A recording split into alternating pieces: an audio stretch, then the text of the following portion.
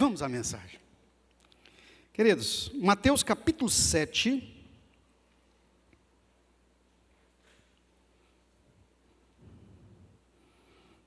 Eu quero compartilhar aqui com vocês. A pastora Joana Dark não está aqui nessa manhã. Ela está em viagem para a cidade natal dela. Se você falar assim, pastora Joana Dark está em viagem, aí vocês vão saber, governador Valadares. Entendeu? Ela nem fala governador Valadares, fala Valadares.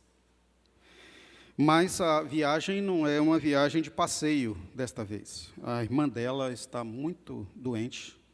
E assim que a gente lê a Bíblia aqui, eu gostaria de fazermos aqui um clamor.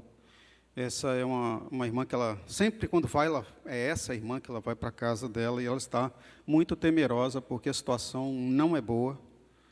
É uma situação de um diabetes avançado. A minha tia, inclusive, corre o risco de perder uma das pernas, que a situação se agravou tanto. Ela talvez não tenha se cuidado tanto, né? É uma doença muito perigosa. Então, nós vamos, depois aqui, levantar um clamor a pedido da pastora Joana Dark. Amém? Mateus capítulo 7. Nesta passagem, Jesus faz uma menção, irmãos, de como nós devemos perseverar em orar, em pedir a Deus, em manifestar ao Senhor os desejos do nosso coração e as nossas necessidades. Então, a mensagem que eu quero compartilhar com você aqui na manhã tem por tema distribuição de glória. O nosso tema do ano é glória. E nós precisamos aprender a distribuir glória, porque às vezes nós confundimos. E achamos que glória é só, glória a Deus, glória. Não é só isso. Ela é uma prática de vida e deve ser uma prática de vida do Filho de Deus. Então nós vamos ler o texto dos versos 7 a 12. Podem acompanhar comigo. Eu estarei lendo na Revista Corrigida Fiel. Pedi e dar-se-vos-á, buscai e encontrareis, batei e abri-se-vos-á. Porque aquele que pede, recebe, e o que busca, encontra, e ao que bate, abri-se-lhe-á. E qual dentre vós é o homem que, pedindo pão, o seu filho lhe dará uma pedra? E pedindo peixe, lhe dará uma serpente?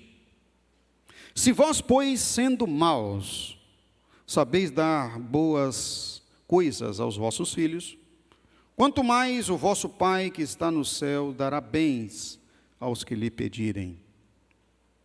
Portanto, tudo que vós quereis que os homens vos façam, fazei-lo também vós, porque esta é a lei e os profetas. Eu gostaria que você repetisse comigo essa frase, Senhor: tudo que vós quereis que os homens vos façam, fazei-lo também vós. Vamos lá? Tudo que vós quereis que os homens vos façam, fazei-lo também vós. Amém? Ainda levante suas mãos. É só o Vandinho que lembrou aí, né? Glória, né? Amém, irmãos? Opa, melhorou. Mais uma vez, amém? Melhorou mais ainda. Mãos levantadas, nós vamos também nessa oração colocar no clamor intercessório a vida da senhora Cristina, que é a minha tia, irmã da pastora Joana Dark.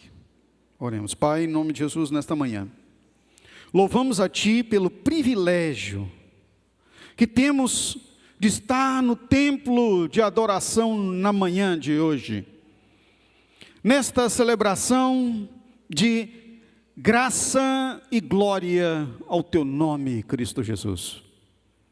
Mas nós também levamos nossa voz, o nosso clamor, ó Deus, para que o Senhor entre com providência, que o Senhor é Deus da provisão, com saúde, não só para a senhora Cristina, que está lá em Governador Valadares, e nesta hora, com o coração aflito, está a pastora Joana Dark, mas todos quanto nós aqui, ó Deus, nossos entes queridos, de nosso relacionamento, afinidade, pessoas também que precisam de cura.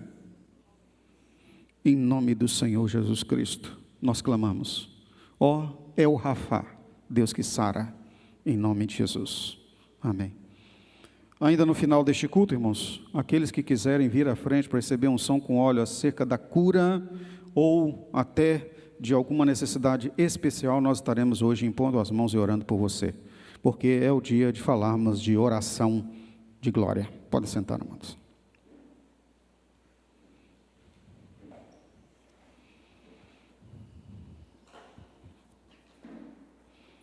Nós sabemos que a celebração ao Senhor, da glória a Deus, como compartilhei aqui agora no início, não é somente, como disse aqui, levar a mão, levantar as mãos, ou expressar glória a Deus, como nós devemos fazê-lo.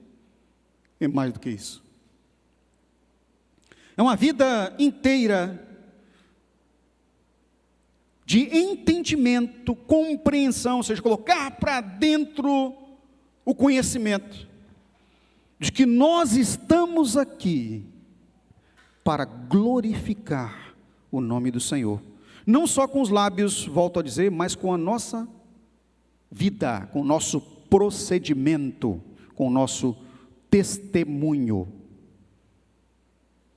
aquilo que demonstramos em nosso dia a dia. E aí, como primeira observação para esta palavra dessa manhã, eu quero dar a você um conselho espiritual em relação à glória. Isso a glória de Deus expressa em sua vida. 3 palavrinhas: peça, procure e bata. E aí eu vou explicar cada uma delas rapidamente. Peça ao Senhor para que a glória dele seja evidenciada em você. É lógico que nós precisamos, ao pedir a Deus que a glória dele seja evidenciada em nossa vida, nós precisamos preparar, ou ao menos nos esforçar para que as condições da glória se manifestem em nós.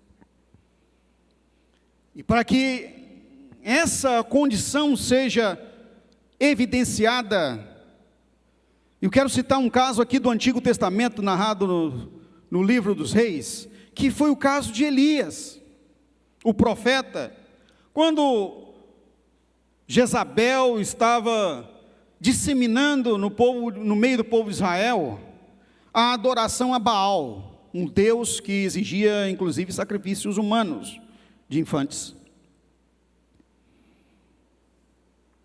Nesta época, Deus castigou muito a nação. Falta de chuva, Deus permitiu que Satanás ceifassem as colheitas por causa de Baal, mas mesmo assim aquele povo não entendia, estavam com o coração endurecido e sua vida voltada somente para os interesses pessoais seculares, cada um cuidando das suas coisas e esquecendo da adoração a Deus. Entenda isso, irmãos, quando nós esquecemos da adoração ao Senhor, nós nos afastamos do reino. Quando nos afastamos do reino, nós deixamos de adorar a Deus verdadeiramente, e isso mostra a nossa fidelidade quando nós somos fiéis dizimistas. Você entrega ao Senhor em gratidão a Deus aquilo que lhe é devido. E isso aconteceu com o povo de Israel. Sabe o que acontece quando isso evidencia? Enfraquece a celebração, enfraquece o templo. E foi o que aconteceu. Até os sacerdotes, os adoradores de Deus, tiveram que largar naquela época as sinagogas, tiveram que largar muitos deles o templo para irem trabalhar, porque não tinham o sustento necessário para a dedicação exclusiva à causa de Deus. Enfraqueceu tanto o templo, que eu não sei quem assistiu aqui, lamentavelmente muita coisa equivocada, mas foi interessante aquela novela Jezabel, é possível que vocês tenham visto na TV Record, mostra claramente como era, assim, mais ou menos a ideia de como era naquela época essa situação. Não tinham sacerdotes queimando incenso no templo, porque não tinha nenhum investimento mais, e eles precisavam até sobreviver e cuidar de sua vida e de sua família.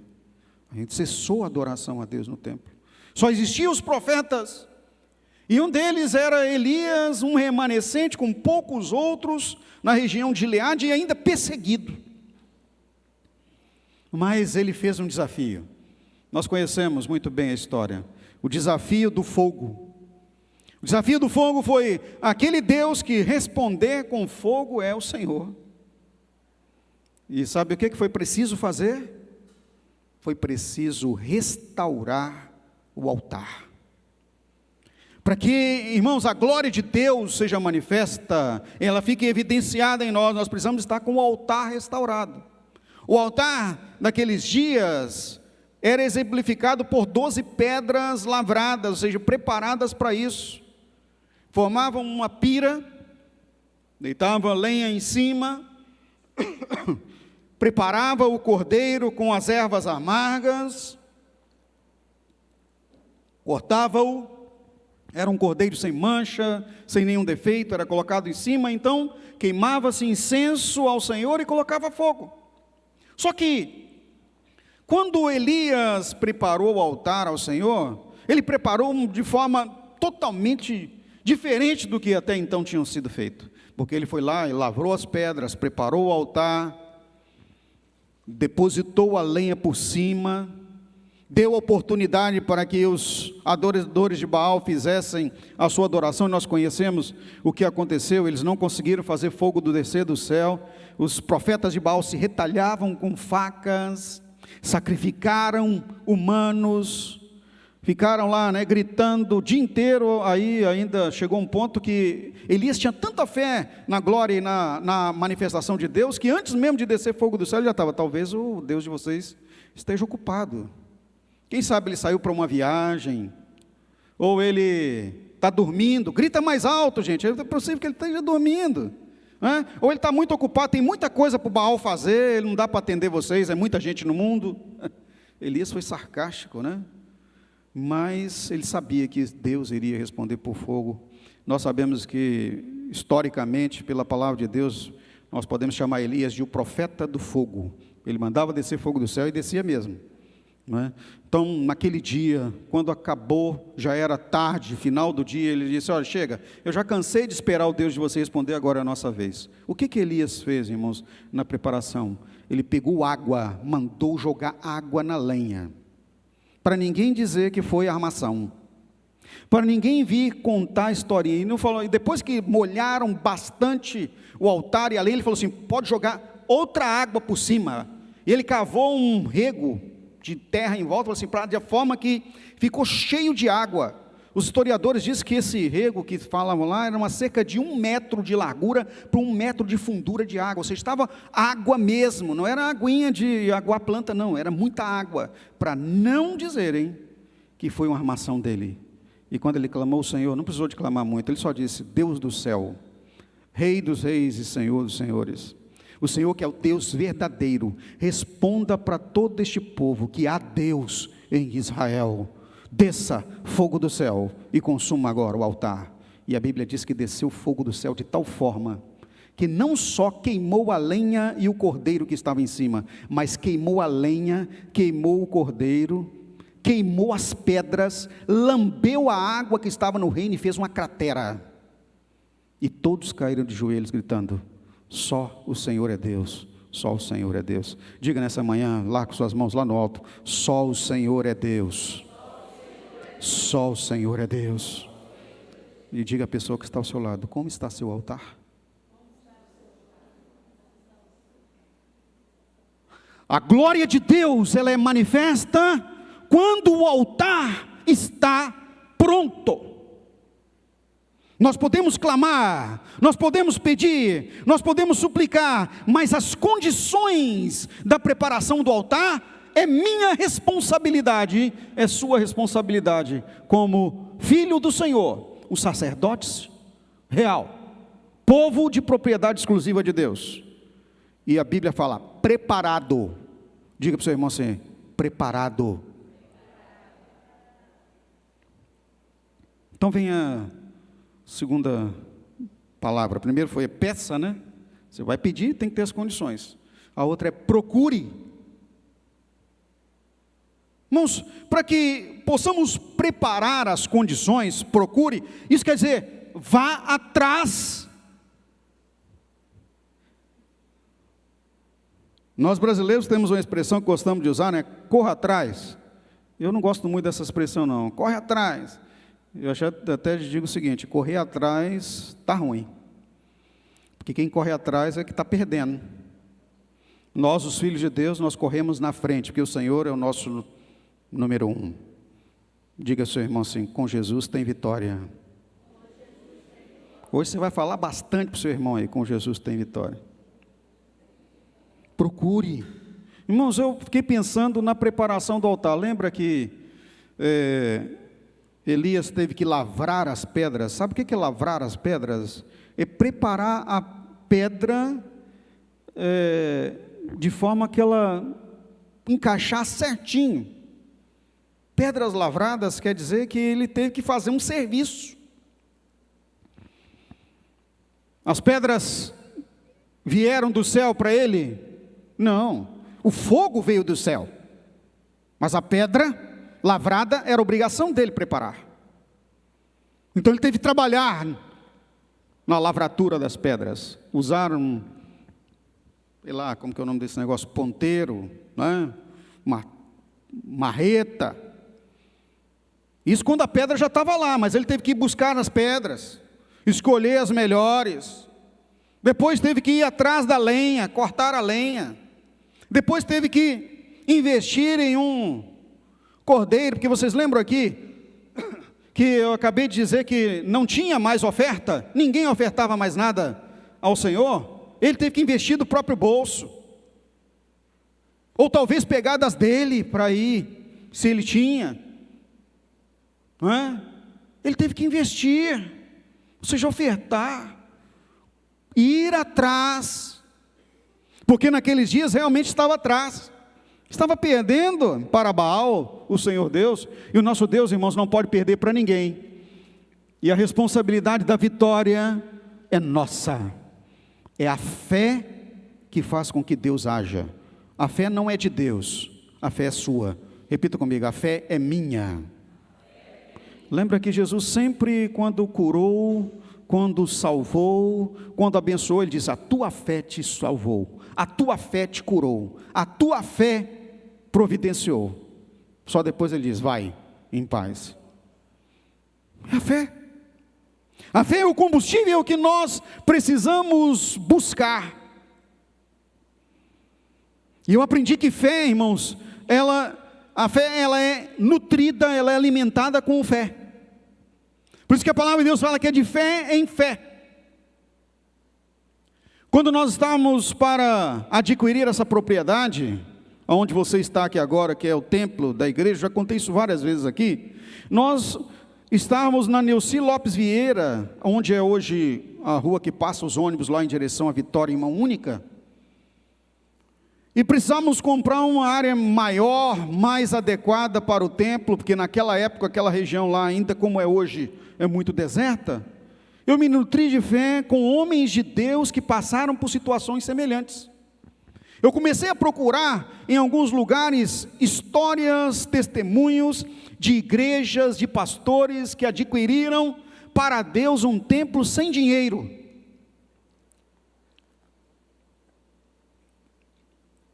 Tem muita gente que acha que essa propriedade aqui é alugada. Essa propriedade é nossa, irmãos. Glória a Deus. Mas isso por causa de fé. E eu ouvi tantas histórias miraculosas de coisas que Deus fez em outras igrejas, em outros países, em outros estados. E eu disse, não, por que Deus faz lá e não faz aqui, Senhor? E eu orei durante muito tempo, mais de anos. E me nutrindo, lendo, inclusive a quarta dimensão do pastor David Yong Cho, que está na glória, né? Como você ficar grávido de uma vitória de Deus, ele fala sobre isso. Ele queria tanto uma bicicleta para poder, na época, quando a guerra da Coreia estava acontecendo, para que ele pudesse pregar o evangelho e visitar os irmãos famintos da guerra, e ele ficava orando a Deus e visualizando a bicicleta, até um dia que a bicicleta chegou a ele. Eu falei, se Deus pode dar uma bicicleta no meio de uma guerra, que é quase que uma BMW para nós agora, por que Ele não pode nos dá o templo, e foi o que Deus fez, e nós estamos aqui dentro dessa propriedade. Mas é tão interessante, irmãos, que nós, quando nos comprometemos a comprar esse local aqui, nós não tínhamos nenhum real em caixa, mas Deus não precisa de reais, Ele trabalha com a nossa fé. Deus não precisa de dinheiro, Ele quer a sua fé. Repita comigo, é a minha fé. Amém? O que precisa na sua vida? O que está difícil? O que você olha e diz, não é possível? Se você tiver fé. Procure nutrir a sua vida de fé. E agora a terceira palavra, bata. Batei, batei, e abri-se-vos-á. Mas não podemos bater só um pouquinho, não, irmãos. É bater de manhã, de tarde, de noite, de madrugada. Bater, bater, bater. Bater na porta de quem pode te responder. Porque lamentavelmente tem muitos que batem na porta errada. Bate na porta da confiança em si mesmo. Bate na porta da incredulidade. Bate na porta do endividamento. Bate onde Deus não mandou bater. A porta que nós temos que bater é na porta do céu. Olhe para o alto. Levante suas mãos bem assim. E agora olhe para elas. Não é olhar para o teto desse templo, nem para sua mão, não. Olhe para suas mãos e diga, é bater. Repita, bater na porta que pode abrir. É a porta do céu. Porta de Deus. A Bíblia fala que a porta é Jesus. É para Ele, irmãos. É Ele. Nossa confiança no Senhor. Se tem dificuldade, é Ele. Se tem luta, é Ele. Se tem vitória, é nele. Tudo dele, para Ele. A nossa vida é Ele. Quando esquecemos isso, perdemos o foco e não alcançamos a vitória. A glória de Deus não se manifesta. E precisamos compartilhar isso com as pessoas, com aqueles que nós amamos, com aqueles que convivemos.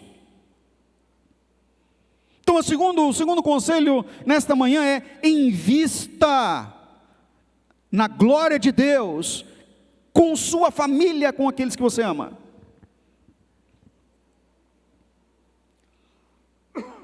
Verso 11, Jesus usa o exemplo da família para ajudar no entendimento das pessoas às quais Ele ministrava, a nós, portanto, no sentido de pedir, procurar e bater. Verso 11,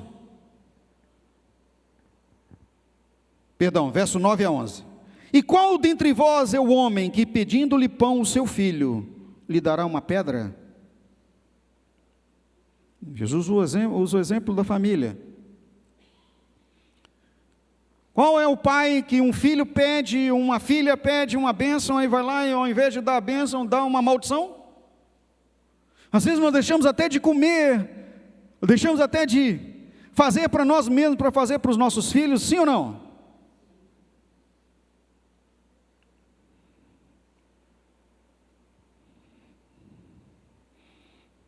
Eu vou aqui usar uma palavra forte aqui, mas vou roubar um testemunho que é da Hélida. Não é roubar não, é capturar aqui para dar o testemunho da Hélida. Umas semanas atrás aí, eu não lembro quais os dias, minha cabeça agora fugiu, nós fizemos uma viagem de férias anual. Qual foi? Feriado de 1º de maio. E no aniversário da Thalita, ela ficou já uns 2, 3 anos me pedindo: pai, me dá um iPhone, me dá um iPhone. Eu falei: meu Deus, nem eu tenho. O meu é esse Samsungzinho aqui, que de vez em quando tem que dar uma batida nele, né? Para ele funcionar, tem que ficar apagando as coisas para ele rodar. E eu digo: não vou gastar dinheiro com iPhone.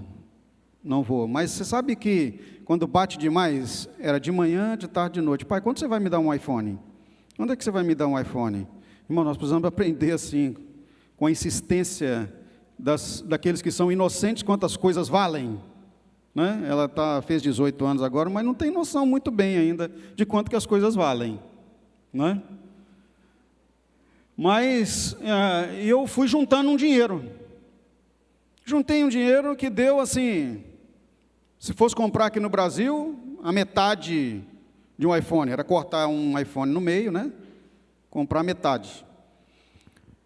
E eu falei mesmo assim, eu não tenho condição de financiar um negócio desse que vai deteriorar rápido. Mas nós tivemos oportunidade, porque Deus me deu uma bênção, que eu estava num dia de 24 horas, desses que a preocupação com cada um de vocês me acomete, e eu não consigo dormir.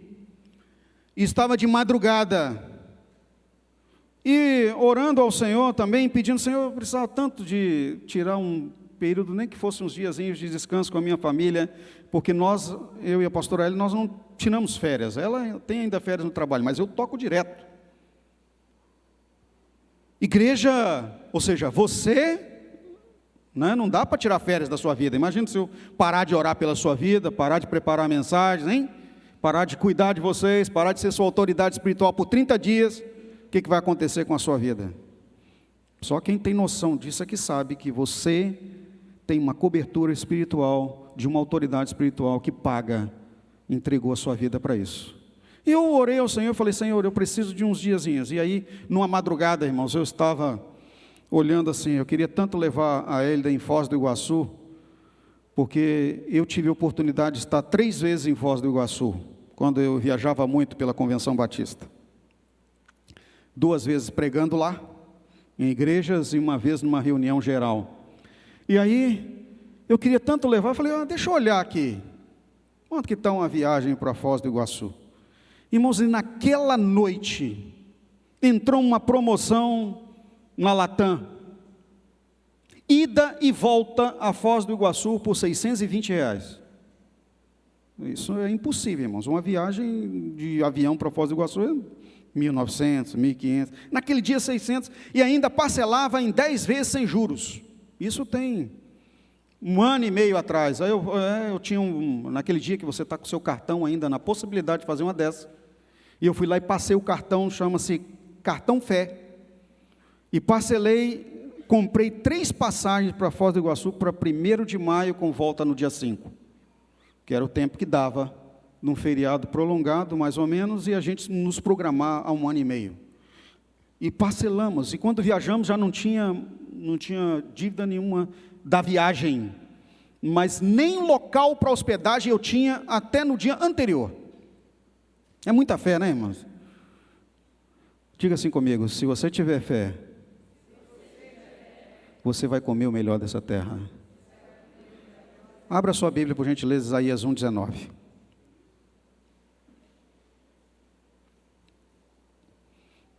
Mas eu estava lá, se quiserdes e obedecerdes, comereis o bem desta terra. Tem uma tradução assim, se quiserdes e me ouvirdes, comereis o melhor desta terra. Eu estava com uma poupança que eu preparei para a Thalita, lembra que eu falei que eu fiquei juntando? Tinha R$5.000 nessa poupança. E aí o que aconteceu? No dia anterior à viagem, eu também entrei num aplicativo chamado Booking, eu não sei quem já usou esse aplicativo de hospedagem, e eu achei um hotel exatamente do jeito que a gente queria, na promoção, tudo é promoção. Repita comigo assim, a fé traz promoção para a sua vida. E trouxe uma promoção para mim, e nós conseguimos um hotel do jeito que a gente queria, e ficamos na bênção. Beleza, vamos para Foz do Iguaçu, e vocês sabem que Foz do Iguaçu tem Paraguai, lá pertinho, do lado. Deus providenciou nossa saída para o Paraguai, e nós fomos lá e compramos o iPhone da Thalita. Levanta aí, Thalita, o seu iPhone, aí, o pessoal vê aí, olha aí, R$5.200, que sabe por quê, irmãos? Os R$200 foram eu tinha lá na poupança, e aí ela foi rendendo os R$200, foi que Deus complementou lá com o rendimento da poupança. Está ali na mão dela, iPhone 15, Thalita, Pro. E eu com um Samsungzinho aqui, né? Mas tudo bem, Deus é bom. Mas olha o que acontece, irmãos. Ele estava com o telefone quebrado. Para quem que eu devia comprar telefone? Para a Thalita ou para a Hélida? Mas eu havia prometido a Thalita, porque qual o pai, se o filho lhe pedir um peixe, vai dar o lugar de peixe uma pedra? Se pedir pão, vai dar lugar de pão uma serpente. É o que a palavra de Deus fala, cuidar da família. E eu disse para mim mesmo, meu Deus do céu, era para eu estar comprando 2 iPhones, mas não tem como. Eu ainda disse para ele, amor, é só o da Thalita. Não, Deus vai prover, Deus vai fazer, amém. Irmãos, é bom você ter a sua parceira, aquela que você anda com ela, sua esposa, seu esposo, que também comunga da mesma fé e da mesma visão. Diga para sua esposa, seu esposo, quem está com você, estamos juntos no reino de Deus. Deus vai abrir portas aí. Se você não está com sua família toda, você fala assim, a minha família vai andar junto no reino de Deus. É fé, irmãos. Quando chega agora que vem o testemunho mesmo, porque o da Thalita, Deus já tinha providenciado, e nós sabíamos disso quando fomos lá, Deus providenciou tudo, e deu tudo certo, depois eu conto com detalhes, mas o que aconteceu foi no Dia das Mães. Quando chegamos na casa da minha sogra para o Dia das Mães, a Hélida foi surpreendida com um telefone, celular novinho, de 256 GB, melhor do que eu tinha pensado em comprar para ela, que eu tinha pensado em dar a ela. O irmão dela deu de presente no Dia das Mães um telefone para ela do jeito que ela gosta, que é a marca Motorola G, não sei das quantas, que nem eu sabia que existia, tela maravilhosa, não sei o que lá, e bababá, que eu nem sei mexer, e ela ganhou de presente. Deus providenciou para nós, porque nós soubemos investir onde era o certo. E eu falei, glória a Deus, né? Nem sei quanto que custa, mas é Deus agindo por nós. Ela ganhou no Dia das Mães o telefone que precisava.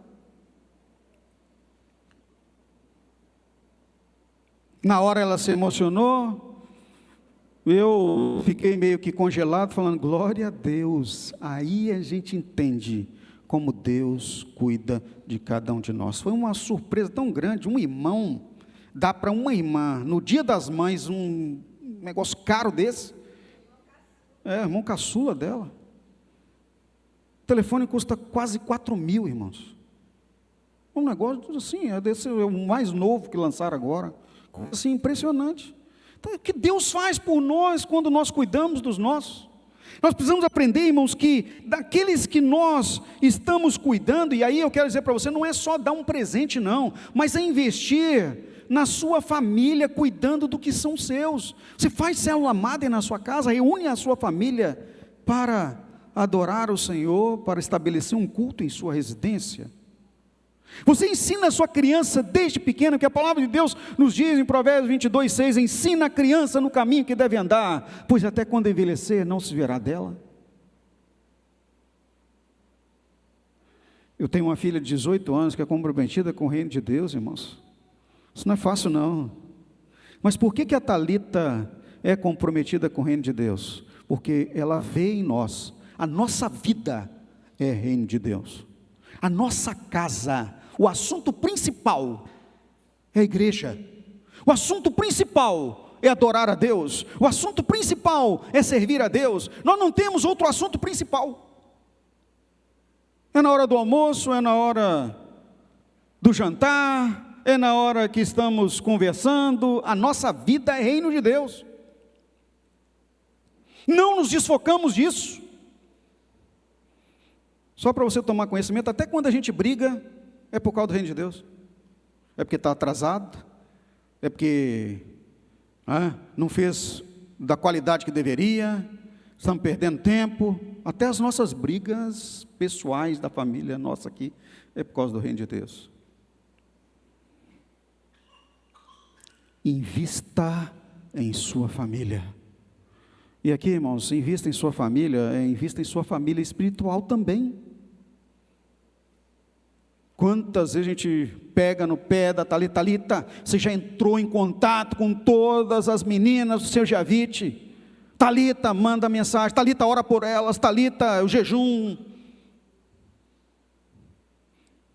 A Elida fala comigo: amor, essa semana nós temos jejum, nós não podemos isso, não podemos, irmão, a igreja. E estamos investindo em nós.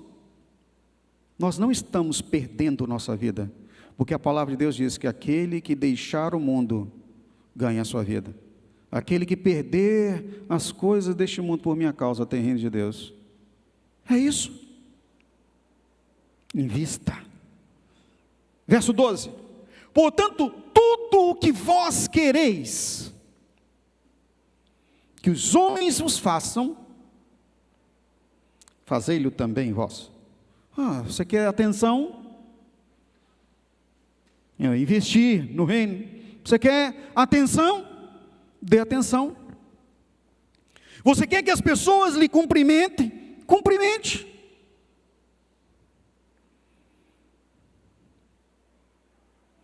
Ninguém me cumprimentou. Um dia uma pessoa falou isso para mim. Pastor, fui na igreja, ninguém nem me cumprimentou. A minha pergunta: você cumprimentou alguém? Não. Você quer que façam você. Irmãos, por que as pessoas me cumprimentam? Porque eu vou atrás de cada um de vocês, os cultos. Paz, sai de cadeira em cadeira, às vezes fica lá na porta. Paz, irmão, tem alguns que tentam até passar assim, para não falar comigo. Vem cá, irmão. Olha o Espírito Santo falando com você assim: você tentou fugir do pastor na porta. E foge mesmo, irmão. Passa fazendo de conta que não conhece a gente. Às vezes a gente sai correndo aqui, eu, a pastora Eli, correndo atrás de pessoas presentes de Deus, até lá na rua. Para ver que a pessoa saiu tão rápido. Saiu fulano, sai correndo. Vai, Thalita, corre atrás. Ia cercar quase lá na esquina. Eu já fiz muitas vezes isso, irmão. É possível que alguns de vocês tenham sido cercados por mim na hora que estava entrando no carro. Você quer que façam a você? Faça a você também. Quantas vezes eu estou andando num lado da rua, aí eu vejo lá na frente assim, eu tenho uma visão de águia, mano. A pessoa faz assim, está vindo da mesma direção, ela faz, atravessa para o outro lado. Aí eu atravesso também. Atravessou, por que eu não posso atravessar também? Eu lembro que uma vez eu fiz isso, a pessoa atravessou para o outro lado, lá na frente, uns 100 metros de distância, eu vi ela atravessando, ela me viu, eu atravessei também, ela voltou para cá, eu voltei também. Aí já não dava mais, eu acelerei o passo. Fulano, quanto tempo, paz do Senhor, paz, graça e paz. Nossa, Deus, quase morreu do coração, você chama graça e paz no meio da rua desse jeito. Ou então quando a pessoa está do outro lado da rua, graça e paz, irmão. Ih, rapaz, tem gente que quase congela. Não é verdade? É lógico que a gente não faz isso para constranger as pessoas, não precisa, irmãos. Nós precisamos de dar amor. Repita comigo: dar amor. Quando alguém compartilha com você que tem uma necessidade, que está em uma situação, você compreender e dizer: não precisa, pode ficar livre. Nós estamos cuidando de você. Porque eu sei o que é uma carga. Mas quanta gente sai, às vezes, de não conseguir fazer as coisas, porque a carga de responsabilidade é muito grande no reino de Deus. Você precisa orar, você precisa se dedicar, precisa investir tempo, precisa estar atento. Se Deus tirou o seu sono, é porque Ele quer que você ore. É que você precisa pensar em alguma coisa. É porque Ele quer te dar uma palavra. Invista em sua família. Deseje para as outras pessoas o que Deus quer para você. Não o que você quer para você, mas o que Deus quer para você. Repita comigo: Deus quer para mim salvação. Deus quer para mim que eu seja a família dele. Deus quer para mim o melhor dessa terra. Deus quer para você tudo isso e você precisa desejar para as pessoas. Mesmo para aqueles que abertamente dizem que não gostam de você, que não te amam, que não querem ficar com você. Quanto mais você deseja, quanto mais você ora de bem para eles, mais Deus vai restaurar e vai abrir a porta para que a história possa mudar. Deseje para as outras pessoas o que Deus quer para você. E Deus quer para você vida eterna. João 10, a parte B do versículo, ele diz: eu vim para que vocês tenham vida e a tenham em abundância. Levante suas mãos lá no alto, diga glória a Deus. Para finalizar, o que Deus nos chama a atenção nessa manhã: a distribuição da glória é nossa responsabilidade. A distribuição da glória é nosso investimento. A distribuição da glória é nossa glória. É a bênção de Deus em nossa vida. Quanto mais glória você dá, e aqui não estou dizendo novamente, não é glória a Deus, não. É isso aqui que nós compartilhamos nessa manhã. Mais você tem. Dê e de volta você terá. Medida recalcada, sacudida e transbordante. Que Deus prospere em você a palavra nessa manhã. Vamos colocar de pé, por gentileza?